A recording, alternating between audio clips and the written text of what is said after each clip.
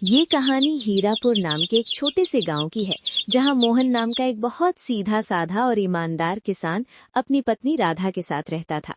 मोहन की माली हालात बहुत खराब थी। वो गांव के बड़े बड़े जमींदारों के खेत में मेहनत मजदूरी करता था।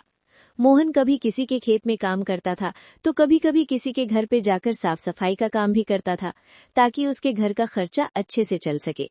मोहन इतनी मेहनत करता था, पर फिर भी उसके पास इतने पैसे नहीं बच पाते थे कि वो अपने और अपने पत्नी के लिए अच्छे से 2 वक्त की रोटी का भी इंतजाम कर सके। जैसे जैसे समय बीतता गया, उसकी माली हालात और बिगड़ती गईं। इसी बीच मोहन अपनी पत्नी से बोलता है, राधा, मुझे माफ कर देना। मेरी वजह से तुम्हें भी इतनी सारी परेशानियों का सामना करना पड़ रहा है। नहीं जी, आप ऐसे क्यों बोल रहे हो? मैं जैसी भी हूँ बहुत खुश हूँ। नहीं राधा, मुझे नहीं लग रहा है। मेरी इस गरीबी ने मेरे साथ तुम्हें भी पीस के रख दिया है। आप इतने परेशान क्यों हो रहे हो? आप जितना भी कमा रहे हो, हम उसमें ही गुजर बसर कर लेंगे। और अगर आपको इतनी चिंता हो रही है, तो अब से हम दोनों मिलकर और मेहनत करेंगे। आपके साथ साथ मैं भी आस पड़ोस के लोगों के यहाँ छोटा मोटा कोई काम देख लेती हूँ। नहीं राधा, मैं तुम्हें पहले ही बहुत परेशान कर चुका हूँ, और अब तुम किसी और के यहाँ काम करो, ये मैं नहीं देख पाऊंगा। तो आप सब चिंता छोड़कर अपने काम पर ध्यान दीजिए और मेहनत करिए। बाकी सब ऊपर वाले के भरोसे छोड़ दीजिए। पर मैं भी क्या करूं? मैं कितनी भी मेहनत क्यों ना करूं, मुझे मेरे मेहनत के हिसाब से यहाँ कोई मजदूरी देता ही नहीं है। अब तो पहले की तरह काम भी नहीं मिल रहा है राधा। मैं सोच रहा हूं कि अब शहर जाकर काम करूं। यहाँ दिन रात मेहनत करता हूं, लेकिन हमें सही से 2 वक्त की रोटी भी नसीब नहीं होती है। शहर में मेहनत करूंगा तो कम से कम पैसे तो ज्यादा मिलेंगे। पर आप शहर चले जाओगे तो मैं यहाँ अकेली कैसे रहूंगी? आपके बिना यहाँ मेरा कोई नहीं है।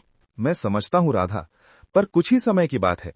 मुझे जैसे ही अच्छी नौकरी मिल जाएगी तो मैं वहां 1-2 साल कमाकर कुछ पैसे बचा लूंगा। फिर उन पैसों से इस गांव में कोई दुकान खोल लूंगा, ताकि तुम्हारे साथ रह सकूं। नहीं जी, मुझे ज्यादा पैसों का लालच नहीं है। अभी मैं जिस हाल में हूँ, मैं उसी में खुश हूँ। मैं तुम्हारी भावनाओं को समझ रहा हूं राधा, लेकिन हमारी हालत देखकर मुझे कुछ न कुछ तो करना ही होगा। ठीक है, अगर आपको यही सही लग रहा है तो जाइए, लेकिन अपना ख्याल रखना। मैं आज आपका सामान बांध देती हूँ, आप कल चले जाना। अगले दिन मोहन अपने सामान की बैग लेकर शहर की ओर चल पड़ता है। पूरे दिन चलने के बाद आखिरकार मोहन शहर में पहुंच जाता है। जिस शहर में मोहन काम की तलाश में गया था, वो शहर उसके लिए बिल्कुल अनजान था। उस शहर में मोहन का ना तो कोई मित्र था और ना ही कोई सगा संबंधी। चलो, अब यहाँ आ तो गया हूँ, पर काम ढूंढने से पहले सर छुपाने के लिए कोई जगह ढूंढ लेता हूँ, ताकि आज रात तो कहीं रुक सकूं। मोहन सबसे पहले आसपास में दिख रहे होटलों में जाकर वहां रहने के लिए बात करने जाता है। पर वो वहां से हताश होकर बाहर आ जाता है, क्योंकि मोहन के पास इतने पैसे नहीं थे कि वो वहां का किराया दे सके। बाप रे बाप, इतना किराया एक रात रुकने का? इतने में तो मैं पूरे महीने का राशन खरीद लूं घर का। आखिरकार होटलों के चक्कर मार मार के वो परेशान हो जाता है। एक काम करता हूँ, इन होटलों में रहने से अच्छा किसी भाई के यहाँ रुक जाता हूँ। कम से कम मेरे कुछ पैसे तो बच जाएंगे।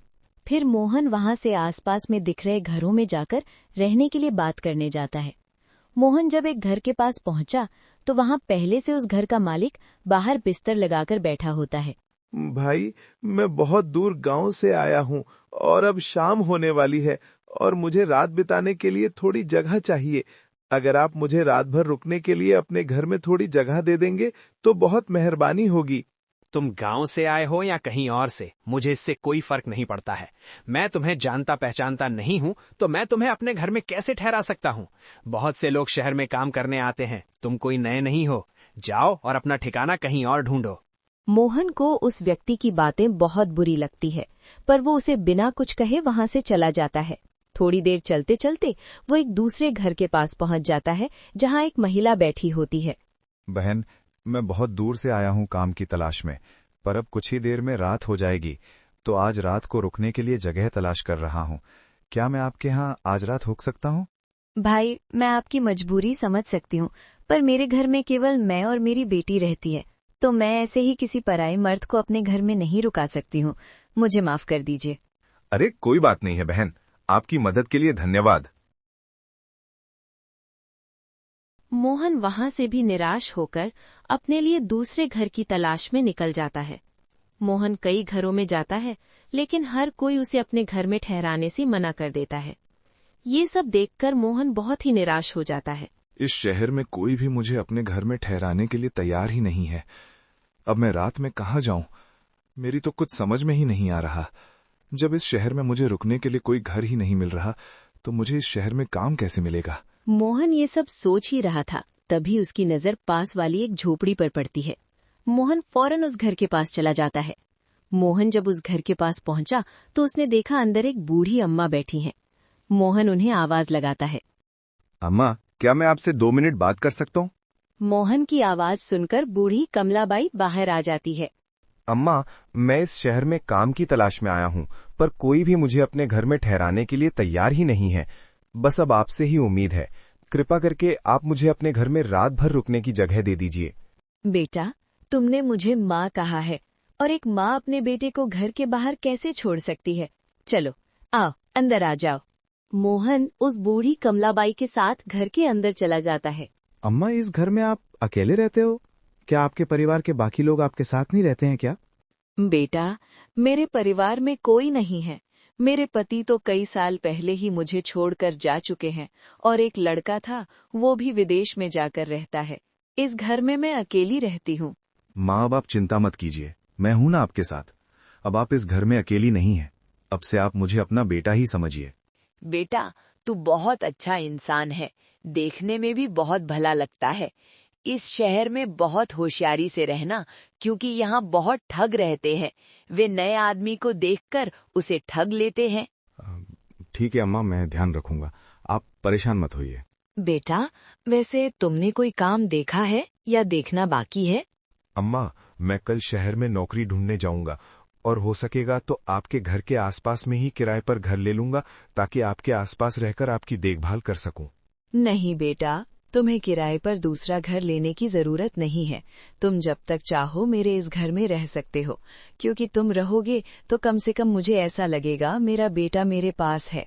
हाँ अम्मा, ये तो बहुत अच्छा रहेगा, पर मैं एक शर्त पे आपके घर पे रुकूंगा कि मैं जो किराया किसी और को देने वाला था वो मैं आपको दूंगा। फिर क्या था, मोहन कमलाबाई के साथ उनके घर पर रुक जाता है, और आज की रात वो उनके यहाँ खाना वगैरह खाकर सो जाता है। अगली सुबह सुबह मोहन काम की तलाश में निकल जाता है। जल्दी ही उसे एक लाला रामनाथ के गोदाम पर काम मिल जाता है। मोहन कभी भी लाला रामनाथ की किसी भी काम से इनकार नहीं करता था, और वो हर काम को लगन और ईमानदारी से करता था। मोहन की काम के प्रति मेहनत और लगन को देखकर लाला रामनाथ मोहन से बहुत खुश रहते थे। मोहन को इतनी मेहनत करती देख लाला रामनाथ मोहन की पगार भी बढ़ा देते हैं। मोहन अपनी कमाई से सिर्फ उतना ही खर्च करता था जितने की उसे जरूरत होती थी, और बाकी बचे हुए पैसे को वो एक छोटी सी थैली में बचत किया करता था। शहर में काम करते करते मोहन को अब कुछ दिन बीत जाते हैं। ऐसे ही एक दिन मोहन कमलाबाई के घर के बाहर बैठे बैठे सोचता है, जब मैं 10,000 रुपए जमा कर लूंगा, तब मैं पूरे पैसे लेकर अपनी पत्नी के पास चला जाऊंगा। फिर गांव में कोई अच्छी सी दुकान खोलूंगा, ताकि गांव में अपने पत्नी के पास रह सकूं। ऐसे ही देखते देखते 2 साल बीत जाते हैं। मोहन बहुत मेहनत करता है, और थोड़ा थोड़ा करते करते 10,000 रुपए जमा कर लेता है। एक गरीब आदमी के लिए 10,000 रुपए बहुत बड़ी कीमत होती है। इसलिए मोहन कमलाबाई से कहता है, अम्मा, अब मेरे पास पूरे 10,000 रुपए हो गए हैं। अब मुझे चिंता हो रही है, और अब किसी कारण ये रुपए कहीं खो गए या फिर किसी ने छीन लिए तो बड़ा ही अनर्थ हो जाएगा। इसलिए इतने बड़े रकम को अपने साथ लिए घूमना तो बेवकूफ़ी होगी, और इस घर में पैसे छुपाकर रखना भी सही नहीं है। क्या पता मुझे कोई पैसे छुपाते देख ले और बाद में पैसे चुरा कर ली जाए, तो फिर मुझे तो खाली हाथ ही घर लौटना पड़ेगा। आजकल किसी पर भी भरोसा नहीं किया जा सकता है। बहुत ही बदमाश और बुरे लोग रहते हैं इस शहर में, इसलिए अब मुझे अपने घर चले जाना चाहिए। बेटा, तू सही कह रहा है, लेकिन बेटा, तू इतनी जल्दी अपने गांव क्यों जा रहा है? थोड़े दिन और रुक जा। अम्मा, रुकना तो मैं भी चाहता हूँ, लेकिन मैं पैसों की वजह से जा रहा हूँ। बेटा, तू एक काम कर, तू इस शहर के मशहूर जमींदार हरिशंकर के पास चले जा, और अपने पैसे तू उनके पास रख दे, और जब तुझे घर जाना होगा तब तू अपने पैसे हरिशंकर से वापस ले लेना। लेकिन अम्मा, मैं उस जमींदार के पास अपने पैसे कैसे रख सकता हूँ? क्या पता कल के समय पर वो पैसे देने से मना कर दे तो। बेटा हरिशंकर बहुत ही ईमानदार और नेक आदमी है। तुम बेफिक्र होकर अपने पैसे उसे दे सकते हो। शहर में ऐसे बहुत से लोग हैं जो अपने पैसे उसके पास रखते हैं।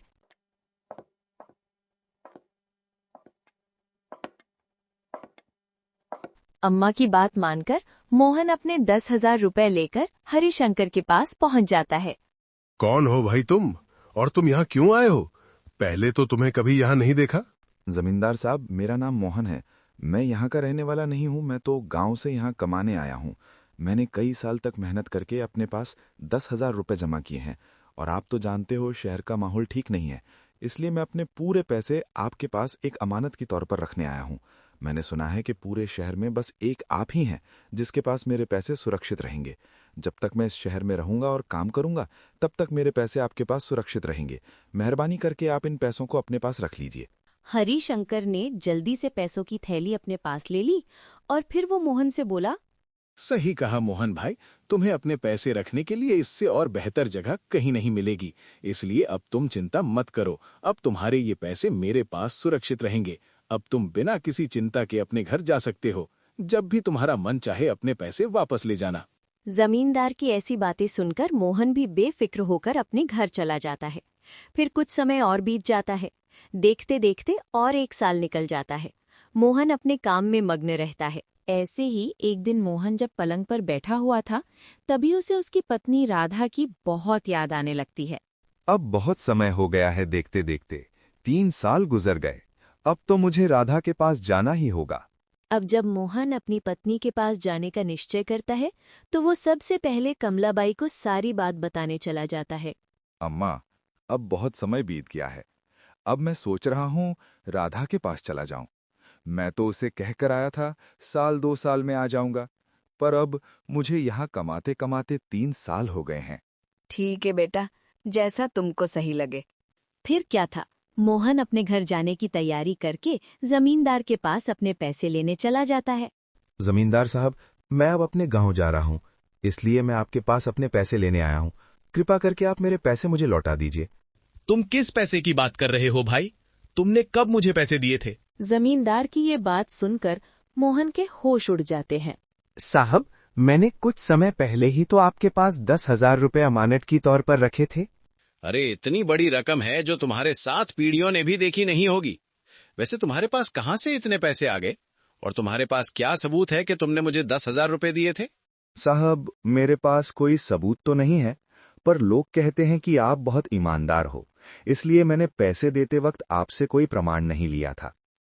मोहन जमींदार को अपने 10,000 रुपए की याद दिलाने की बहुत कोशिश करता है, लेकिन जमींदार मोहन की एक बात नहीं सुनता है। जमींदार अपने नौकरों को बुलाता है और फिर अपने नौकरों से कहता है, ये कोई बहरूपिया है और झूठ बोलकर मुझे बदनाम करना चाहता है। इसे मेरे घर से धक्के मारकर बाहर निकाल दो, और याद रहे ये दोबारा मेरे घर में ना घुसे। आखिरकार जमींदार के नौकर मोहन को उसके घर के बाहर निकाल देते हैं। अब मैं क्या करूंगा? जमींदार ने तो मेरे मेहनत की कमाई हड़प ली है और मेरे पास उनके खिलाफ कोई प्रमाण भी नहीं है। अब मैं क्या करूं? कमजोर और लाचार मोहन रोते हुए बूढ़ी कमलाबाई के घर की ओर चल पड़ा। बूढ़ी कमलाबाई के घर की तरफ जाते हुए मोहन फिर से वही बात दोहराने लगा, हे भगवान, सालों की मेहनत, मेरी जमा पूंजी सब लुट गया। क्या सोचा था और क्या हो गया? उस बदमाश जमींदार ने मुझे कहीं का नहीं छोड़ा। हे भगवान, अब मैं क्या करूं? मोहन दुखी मन से बूढ़ी कमलाबाई के घर लौट आता है। मोहन को रोता हुआ देख बूढ़ी कमलाबाई मोहन से पूछती है, क्या हुआ मोहन बेटा, तू रो क्यों रहा है? तू तो हरिशंकर जमींदार के पास अपने पैसे वापस लेने गया था ना? हाँ अम्मा, मैं बर्बाद हो गया। मेरी जमा पूंजी सब लुट गई। जमींदार हरिशंकर ने मेरे पैसे वापस देने से इनकार कर दिया। पैसे मांगने पर उसने कहा, मैंने तुझे पहले कभी नहीं देखा है, तू मुझे पैसे देकर कब गया था? तू पक्का कोई बहरूपिया है जो झूठा आरोप लगाकर मुझे बदनाम करना चाहता है। और ऊपर से उसने अपने नौकरों को बुलवाकर मुझे धक्के मारकर घर से बाहर निकलवा दिया। मोहन की सारी बातें सुनकर बूढ़ी कमलाबाई मायूस हो जाती है। मोहन बेटा, मुझे माफ कर देना। ये सब मेरी वजह से हुआ है। मैंने ही तुझे तेरे बचत के पैसे जमींदार हरिशंकर के पास रखने को कहा था। मुझे पता नहीं था हरिशंकर इतना बड़ा बेईमान और धोखेबाज स्वभाव का है। लोग तो उसके ईमानदारी के गुण गाया करते थे। अम्मा, आप अपने आप को दोष मत दो, इसमें आपकी कोई गलती नहीं है। आपने तो मेरे अच्छे के लिए ही कहा था, मगर होना तो वही था जो भगवान को मंजूर था। लेकिन बेटा, अब तू क्या करेगा? उस बेईमान जमींदार से अपने पैसे वापस कैसे लेगा? अम्मा, अब मैं कुछ नहीं कर पाऊंगा। अब मुझे खाली हाथ ही अपने घर लौटना होगा। बूढ़ी कमलाबाई और मोहन आपस में बात कर ही रहे होते हैं, तभी वहां कमलाबाई के बगल में रहने वाली सुमित्रा नाम की औरत आती है। वो दोनों को उदास देखकर पूछती है, क्या बात है मोहन भाई, आप और अम्मा दोनों इतने उदास क्यों दिखाई दे रहे हो? अब आपको क्या बताऊं सुमित्रा बहन, मेरे साथ बहुत बड़ा धोखा हुआ है। मैंने कई साल दिन रात मेहनत करके 10,000 रुपए जमा किए थे।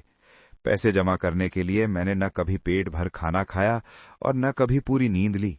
फिर मोहन ने सुमित्रा को सारी बात बताई कि किस तरह जमींदार ने मोहन को धोखा देकर उसके सारे पैसे ठग लिए।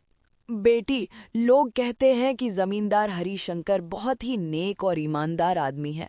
यही सोचकर मैंने मोहन को उसके सारे पैसे उसके यहाँ रखने कहा था और मोहन भी मेरी बातों में आकर उसके पास अपने पैसे रख आया था। अम्मा, आप दोनों परेशान मत होइए, मेरे पास एक तरकीब है। अगर ये तरकीब काम कर गई तो मोहन भाई को उनके पैसे भी वापस मिल जाएंगे और जमींदार की अकल भी ठिकाने आ जाएगी। फिर सुमित्रा बूढ़ी कमलाबाई से एक संदूक मांगती है।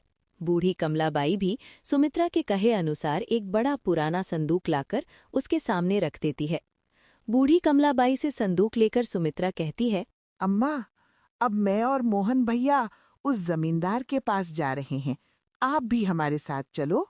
सुमित्रा अपने सर पर संदूक रखकर मोहन और कमलाबाई के साथ उस बेईमान जमींदार हरिशंकर के घर की तरफ चल देती है। जब जमींदार की घर की दूरी बहुत कम रह जाती है, सुमित्रा कमलाबाई से कहती है, अम्मा, आप यहीं रहकर हमारा इंतजार कीजिए। जब तक जमींदार मोहन भैया के पैसे न दे दें, तब तक आप अंदर मत आइएगा। जैसे ही जमींदार मोहन भैया के पैसे दे देगा, तब भैया आपके पास आ जाएंगे। फिर थोड़ी देर में आप अंदर आ जाना और मुझे कहना, बहू, मेरा बेटा व्यापार करके घर आ गया है और वो तुम्हें बुला रहा है, जल्दी चलो। ठीक है बेटी, मैं ऐसा ही करूंगी। फिर सुमित्रा और मोहन दोनों जमींदार के घर के बाहर पहुंचकर रुक जाते हैं और सुमित्रा मोहन से कहती है, भैया, पहले मैं अंदर जाती हूँ, आप कुछ समय के बाद अंदर आ जाना। उसके बाद सुमित्रा जमींदार के घर के अंदर पहुंच जाती है। जमींदार सुमित्रा के पास इतने बड़े संदूक को देखकर सोचता है, इस औरत के पास संदूक तो काफी बड़ा लग रहा है। अगर ये मुझे मिल जाए तो मेरी तो चांदी चांदी हो जाएगी। बहन, आप यहाँ किस काम से आई हो और तुम्हारे पास इतना बड़ा संदूक है, उसमें क्या है? मैं देवदास व्यापारी की पत्नी हूँ। मेरे पति दूर दराज के देश में व्यापार करने गए हैं। वो ना कई दिनों से घर लौटकर नहीं आए हैं। न जाने वो घर कब वापस आएंगे। और हमारे इलाके में चोरी की वारदात कुछ ज्यादा ही बढ़ गई है। आए दिन किसी न किसी के घर पर चोरी हो जाती है। इसीलिए मैं कई रातों से चैन की नींद नहीं सो पाई हूँ। मुझे हमेशा डर लगता है और यही चिंता लगी रहती है कि कहीं हमारे यहाँ चोरी ना हो जाए। इसलिए मैं ये संदूक आपके पास लाई हूँ। इस संदूक में हमारे जीवन भर की कमाई, रुपए, हीरे जवाहरात और सोने चांदी है। मैं चाहती हूँ कि आप इसे अपने पास संभाल कर अच्छे से रखिए। जब मेरे पति व्यापार करके घर वापस आएंगे, तब मैं ये संदूक आपके पास से ले जाऊंगी। सुमित्रा की बात सुनकर लालची हरिशंकर सोचने लगा, संदूक को देखकर तो लगता है संदूक में कम से कम 7-8 लाख रुपए का सामान तो होगा। मैंने सुना है कि देवदास व्यापारी बहुत ही अमीर आदमी है। फिर जमींदार सुमित्रा से बोला, बहन, तुमने बहुत अच्छा किया जो अपना धन मेरे पास ले आई हो। तुम्हारा धन मैं अपने पास बहुत ही संभाल कर रखूंगा। तुम विश्वास करो, तुम्हारी दौलत मेरे पास बिल्कुल सुरक्षित रहेगी। जब कभी भी तुम अपना धन लेने मेरे पास आओगी, मैं तुम्हें तुम्हारा 1-1 रुपए सही सलामत वापस कर दूंगा। पर भाई, मैं आपका कैसे विश्वास करूं कि मुझे मेरी दौलत सही सलामत वापस मिल जाएगी? बहन, पूरे शहर में मेरी ईमानदारी की चर्चा है। पूरे शहर में ऐसा कोई भी नहीं है जो मुझे बुरा या बेईमान बता सके। जमींदार और सुमित्रा आपस में बात कर ही रहे होते हैं, तभी वहां मोहन आ जाता है। मोहन को देखकर जमींदार बहुत ज्यादा खुश हो जाता है और फिर जमींदार सोचने लगता है, ये आदमी बहुत सही समय पर आया है। अपनी ईमानदारी दिखाने का ये बहुत ही बढ़िया मौका है। मैं इस आदमी को इसके 10,000 रुपए लौटा दूंगा और इस औरत से इसका संदूक ले लूंगा। इस औरत की इतनी बड़ी दौलत लेने के लिए मुझे 10,000 रुपए की कुर्बानी देनी ही होगी। मेरी बहन, मैं तुम्हें विश्वास दिलवाता हूँ, इस पूरे शहर में तुम्हें मेरे घर के अलावा ऐसी दूसरी कोई और सुरक्षित जगह नहीं मिलेगी जहाँ तुम अपना ये धन रख सको। तुम बिल्कुल भी मत घबराओ, तुम्हारी ये अमानत मेरे पास बिल्कुल सुरक्षित रहेगी। अरे मेरे घर में तुम्हारे इस दौलत को कोई छू भी नहीं सकता है। चोरी करने की बात तो छोड़ ही दो, क्योंकि कोई भी चोर मेरे घर में घुसने से पहले 100 बार सोचेगा। ये कहते कहते जमींदार ने ऐसा ढोंग किया जैसे मोहन पर उसकी नजर अभी अभी पड़ी हो। फिर वो बहुत खुश होकर बोला, अरे देखो, इस आदमी ने अपनी पूरी जमा पूंजी मेरे पास रखी थी। सुबह ही ये अपनी जमा पूंजी मेरे पास लेने आया था, पर उस समय मुझे याद नहीं आया तो मैंने इसे चोर समझकर भगा दिया था। पर फिर जब मैंने अपने दिमाग पर बहुत जोर डाला तब कहीं जाकर मुझे इसका चेहरा याद आया। भाई, तुमने बहुत सही किया जो तुम अपने रुपए वापस लेने चले आए, वरना मैं अभी अपने नौकर को तुम्हें बुलाने भेजने ही वाला था। इस आदमी को तो मैं बहुत अच्छी तरह से जानती हूँ। ये बहुत दूर से इस शहर में काम करने आया है। ये बेचारा बहुत मेहनत से काम करता है। इसने शायद हमारे यहाँ भी काम किया है। इसने बहुत मेहनत करके ये पैसे कमाए हैं। क्या तुम इस आदमी को जानती हो? फिर तो किसी बात की चिंता करने की जरूरत ही नहीं है। मैं अभी इस गरीब के पैसे इसे दे देता हूँ। फिर क्या था, जमींदार मोहन के पैसे लाने अपनी तिजोरी वाले घर में चले जाता है और सुमित्रा और मोहन वहां रुककर उसका इंतजार करने लगते हैं। फिर कुछ समय में जमींदार मोहन के 10,000 रुपए लाकर मोहन को दे देता है। मोहन तुरंत अपने पैसे लेकर जमींदार के घर से चलता बनता है। मोहन को उसके पैसे लौटाने के बाद जमींदार सुमित्रा से बोला, देखो बहन, मैंने इस गरीब आदमी के पैसे जैसे के तैसे सही सलामत इसे वापस कर दिए। अब तो तुम्हें मेरी ईमानदारी पर विश्वास हो गया होगा कि लोगों की दौलत मेरे पास एकदम सुरक्षित रहती है। जी बिल्कुल भाई साहब, मुझे आप पर पूरा विश्वास हो गया है कि आप बहुत ही नेक और ईमानदार आदमी हो। तो लाओ, मुझे अपना ये संदूक दे दो और बेफिक्र होकर अपने घर चले जाओ। जमींदार सुमित्रा से संदूक मांग ही रहा होता है कि उतने में बूढ़ी कमलाबाई जमींदार के घर में आ जाती है और सुमित्रा से कहती है, बहू, जल्दी घर चलो। मेरा बेटा व्यापार करके घर लौट आया है और वो तुम्हें बुला रहा है। ये तो बहुत अच्छी बात है जो वो घर लौट आए। अब हमें कोई भी चिंता करने की जरूरत नहीं है। भाई साहब, अब आपको भी परेशानी उठाने की जरूरत नहीं है। मेरे पति अपने धन को खुद सुरक्षित रख लेंगे। फिर क्या था, सुमित्रा ने संदूक उठाया और जमींदार के घर से चली गई। और ये सब देखकर जमींदार को गुस्से से आग बबूला हो गया। गुस्से के मारे उसका बहुत बुरा हाल था। जमींदार मन ही मन बहुत दुखी हो रहा था और खुद को बुरा भला कह रहा था। वाह हरिशंकर वाह, हाथ में आई दौलत लौटकर वापस चली गई। इस कमबख्त देवदास व्यापारी को अभी ही आना था, थोड़ी देर बाद नहीं आ सकता था। थोड़ी देर बाद आता तो उसका क्या बिगड़ जाता? नहीं, पर उस कमबख्त को अभी ही आना था। अगर वो थोड़ी देर बाद आता, वो धन से भरा संदूक मेरा हो जाता। अगर वो संदूक मेरे हाथ लग जाता तो पैसों से मेरी पूरी तिजोरी भर जाती। अब क्या करूं अपनी फूटी किस्मत का? पैसों से भरा संदूक भी नहीं मिला और 10,000 रुपए भी हाथ से चले गए।